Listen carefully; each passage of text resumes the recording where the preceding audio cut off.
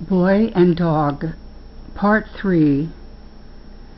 Grandma clears the table while Grandpa takes a book from his pocket and prepares to read. Spark runs up the path. Grandpa, Grandma, I heard a voice calling about the land of happiness. I have to go. Grandma says, Go? What are you saying? To that land, the land of happiness. You know, where Papa might be, and treasures. Grandma says, that is enough. You get inside, do your sums, get them lessons ready for school. Here? Spark says, I have to go. Grandma says to Grandpa, why aren't you saying some words? You go and let this child wandering off to wild places alone? Grandpa says, it's been a long while. He's wanting this.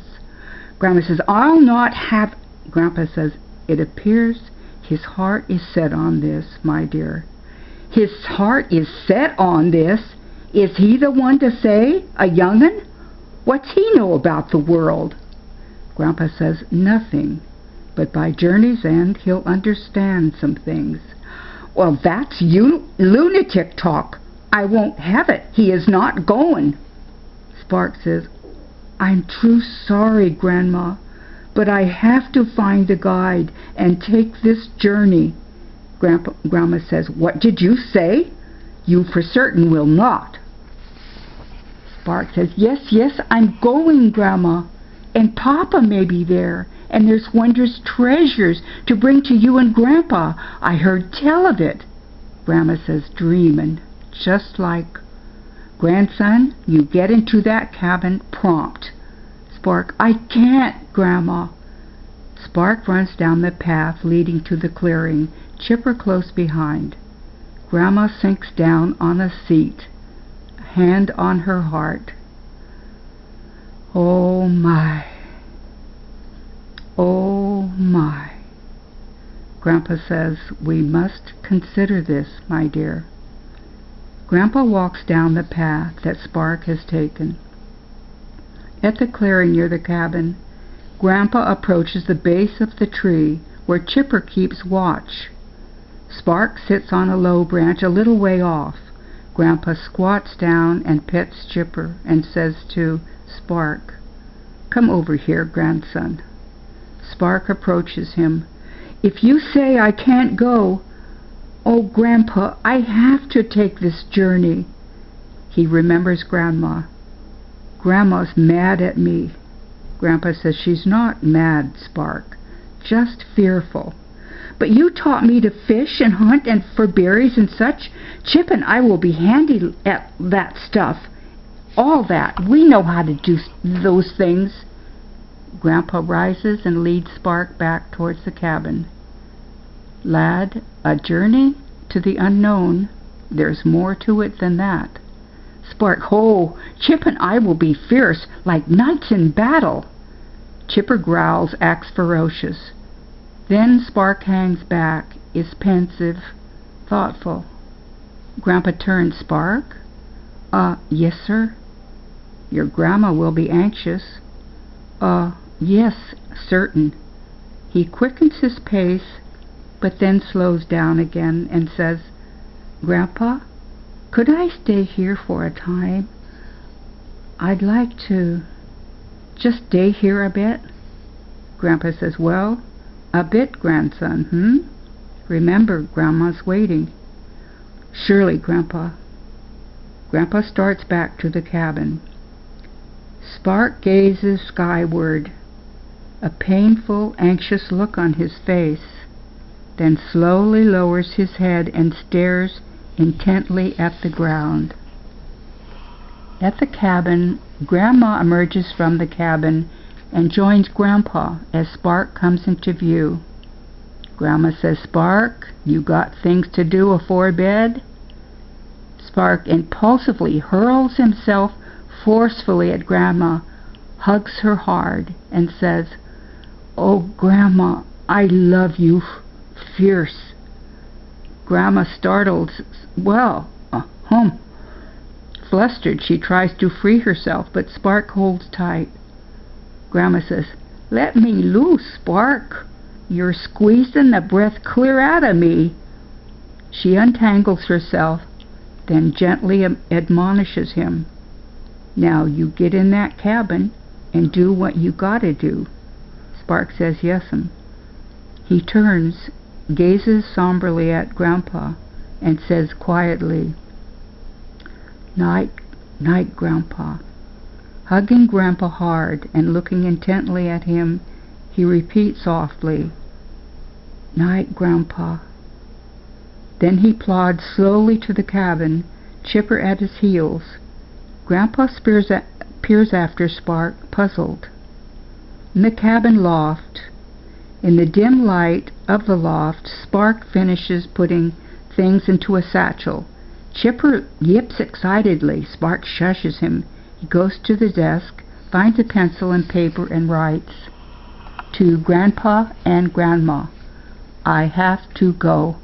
Chip and I'll be real careful, Grandma. Grandpa, I'm taking the book you gave me. I wish certain you'll be well till I get back. Spark." In the cabin loft, Spark slings the satchel over his shoulder and motions Chipper to follow. Cautiously they creep down the stairs. Out in the barn, Spark and Chipper enter the barn and go to Violet. Spark says to her, "Hello, Violet. Don't you be lazy for Grandma now, hear?" Old Nell whinnies. Spark shushes her, then throws his arms around her neck and says, "Bye, Old Nell. See you after a time." They leave the barn and head out. In the dark woods, Spark and Chipper sleepily trudge through thick woods. Later, tramping under wide-topped trees and through dense bushes, Spark sees a good-sized tree with spreading branches and says to Chip, "Here's a good sleeping place, huh, Chip?" Chipper nudges Spark in agreement. Spark pulls the blanket from his satchel and they settle at the base of the tree. He finds his book and attempts to read, but it says, just too dark. Putting the book away, he pulls a blanket over them both and says, "We'll find that special land, won't we, Chip?" He gazes skyward, his eyes slowly closing. In the morning, a loud roar shatters the morning stillness, startling them both awake. Spark bolts upright and says, "What was that?" Chipper jumps behind Spark. Another roar thunders out. Spark says, "Come on, Chip." They hide behind the tree. In the open space, Frederick, a magnificent lion, enters the open space. He walks with majesty and deliberation. From behind the tree, Spark stares wide-eyed. Up in the tree branches, a clamorous bevy of twittering birds swoop through the air and light on the tree branches above Frederick. Elsie, a good-natured and kindly bird, settles next to her friends, Feather and Wings, and other chattering bird companions. Then a loud roar explodes through the air again. Frederick's roar alarms, scatters the birds. Feathers, a disheveled, motley bird, complains, "Well, I never! It's always the same. Bellow, bellow, bellow." Elsie says mildly, "Why be bothered then?" Wings, scrawny and sharp-beard, puts her 2 cents in. "It's a constant irritant, that's why." Elsie, with a soft spot for Frederick, mollifies her friends. "Well, let's just see what he's up to." She discreetly flies closer to Frederick. Frederick carefully steps forward with rapt attention. He stops abruptly near some underbrush and whispers, "Ah, something good to eat. I'll just creep up ever so quietly," and the deafening sound of birds' chatter bursts in, and movement is seen in the underbrush as something escapes. Frederick watches in dismay as his prey scurries off. Frederick yells, "Drat! It got away!" He leaps upward in a fury, glaring at the branches above. The startled birds quickly take flight at Frederick's outburst, then warily settles back down. Frederick glares upward. "Elsie, you and your friends have done it again. Where are you?" He prowls with frustration, looking up. 4 lion cubs romp up to Frederick, 3 being playful, while the 4th, a proud cub, stays a little apart but never far from Frederick. Frederick spies Elsie in the branches above. "So there you are!" He springs up, taking a swift, irritated hook with his paw. In the branches, Elsie's friend quickly rises as a precaution. Elsie fluffs her wings nervously, then flies to a lower branch. Landing on a lower branch, Elsie gently admonishes Frederick.